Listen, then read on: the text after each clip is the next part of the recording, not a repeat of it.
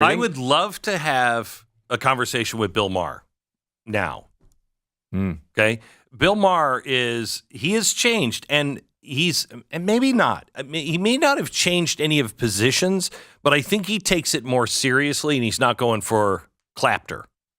I think he's had a change in, things are getting really serious here, and we have to have honest conversations.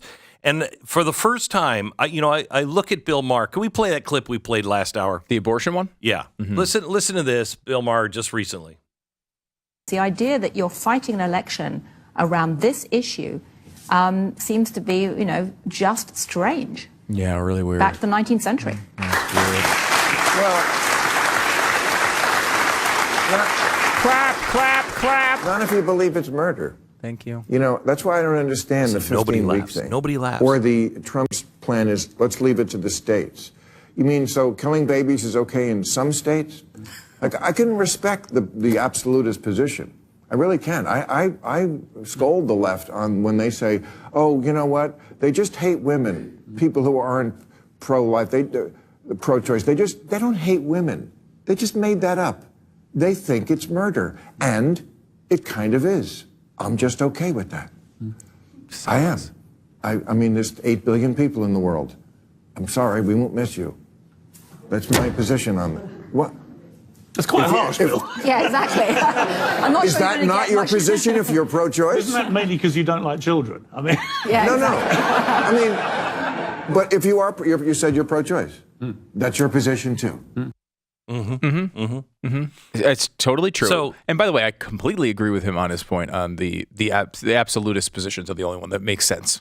It doesn't make any sense to ban it in 18 weeks and be like, okay, I guess we did it. We banned 1.6% of abortions. I think now our hands are clean. Like, none of that makes any sense to me. But that's a whole other story. So the reason why I bring this up is, for the first time, I think I'm getting to where Ronald Reagan was with Tip O'Neill. The old story is, well, they could just hash it out and just really come at each other and then go have a beer. Mm-hmm. Well, I don't want to have a beer with AOC or, that Joe would Biden. Be the weirdest bar in the world. It would. And I would need. You think the Star Wars Cantina was weird? Imagine you walk into a bar and just Glenn Beck and AOC are just throwing them back. Yeah. And believe me, if I were in the bar with AOC, I would not be starting with beer. Okay. Bring the jack over. Leave the bottle here. So anyway, but that's because they're not honest. Yeah, they're fake, yeah. Yeah, he's at least saying the truth. He's saying, look, I don't have a problem with it. It is murder. It is killing babies, but I don't have a problem with that. And nobody likes that point of view, but at least he's being honest. At least he's being honest. And you can disagree with him all you want, but as long as somebody is honest on the other side of the table, I can get along with them forever. My problem is the progressives, because it's built in their name, progress a little bit at a time, and they will deny their end goal. And because they deny their end goal, you can't talk to them. You have nothing serious. Nothing serious. The female voice that starts that clip is a great example of it.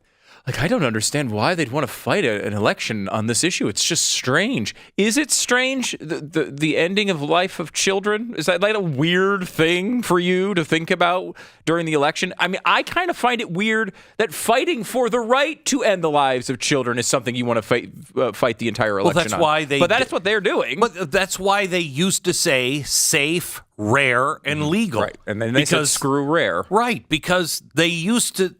They were more honest. Look, it's bad. It's really bad. We think it's the best of two horrible choices. Correct. Right? Like, that's a bad position and wrong to me. Now they're saying it's a great choice. In fact, maybe the choice more people should make. And in some ways, that's more intellectually defensible than the other position. It's like, if you're going to be Bill Maher and say, yeah, killing people's fine, at least that's consistent. It doesn't make any sense to say I think killing people is wrong, but also women's rights are the way I'm going to make this decision on No, this. but see, this fetus. that's the way to win, though. Right. That is the way to win. It's not honest. It's not honest, but it is the way to win. And frankly, it's the same thing that's going on with the Republicans right now. Like I don't like the idea of having some sort of ban that takes out 1 or 2% of abortions. Like, it's great to put a ceiling on it. Every baby that can actually be born instead of dying is something that I'm going to be happy about. But like at the end of the day, these decisions are being made because people want to win elections, which is a concern, right? Like, it's a legitimate concern. I know a lot of people who believe like you got to stay away from the abortion thing because it's an election killer, and maybe it is.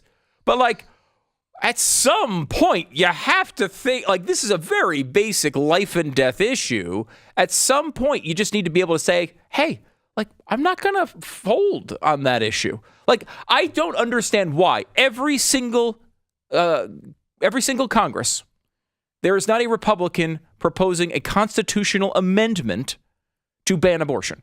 Not, what if we take 3 days off the end and make it a 22-week and 4-day ban, or whatever they're proposing. So, like, how is there not at least it may never pass? Oh, there should be. It should be proposed every single Congress, yes, and should have at least a vote every single Congress. It's that serious of an issue. John Quincy Adams.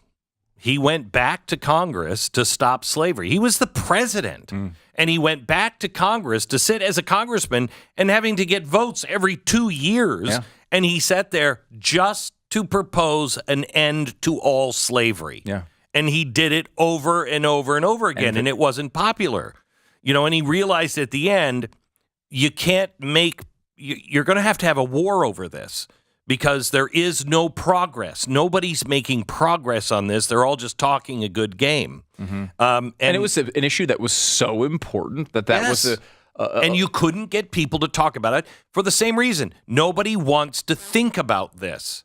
Nobody wants to think about it. It's true. It is the slavery issue of our day. And you know what? No one does want to think about it because it's difficult issues you're talking about. It's got everything to do from sex all the way to like these impossible decisions.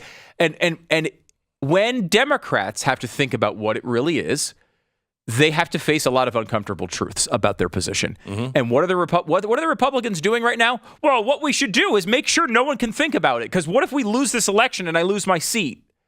Like, the Republican response is to take the responsibility away from people on the left who are advocating for this policy and hopefully making them never have to think about it again. How does that change long term? Yeah, I got it. Maybe it gets you an extra couple hundred votes in your district, but how does that change things long term? How does this end in children not dying? Can you explain that? Doesn't seem to be even part of the plan for a lot of these people. It is the progressive way. That is the problem. The Republicans are progressives as well.